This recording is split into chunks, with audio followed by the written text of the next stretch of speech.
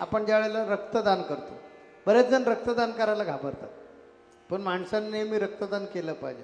दर 3 महिन्यांनी रक्तदान करावं असं काही तज्ज्ञ म्हणतात.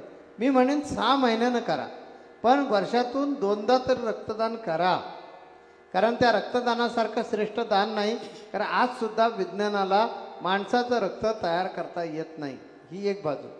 पण त्याच्याबरोबर ते दान करत असताना तुमचाही फायदा आहे, आपलाही त्याच्यामध्ये फायदा आहे. कारण आपण आपल्या शरीरामध्ये असणारं जे जुनं रक्त आहे ते दानाच्या माध्यमातून बाहेर देऊन टाकतोय. म्हणजे काय करतो, आपल्या शरीरातलं जे आजारपण आहे किंवा जे अकार्यक्षम थोडक्यात रक्त झालेलं ते आपण शरीरातून बाहेर काढतो. निसर्गाचा नियम आहे बघा. वादळ केव्हा येतं बघा, की ज्या ठिकाणी कोरडी हवा होते ती हवा मोकळी म्हणजे मोकळी निर्माण होते, कोरडी हवा निघून जाते. निघून गेल्याबरोबर तिथे रिकामे झालेल्या जागेमध्ये बाहेरून तेवढ्याच फोर्सने हवा येते. तशाच प्रकारे ज्यावेळी विहिरीतून तुम्ही पाणी खेचता काढता त्यावेळी ते झरे जे असतात ते झरे मोकळे होतात. म्हणजे काय, पहिला स्टॉक निघून जातो आणि तिथे मोकळ्या झालेल्या जागी नवीन जागा पाण्यानं भरून घेतली जाते.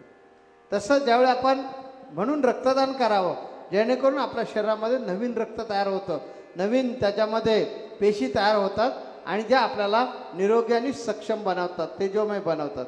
म्हणून जरूर रक्तदान करा.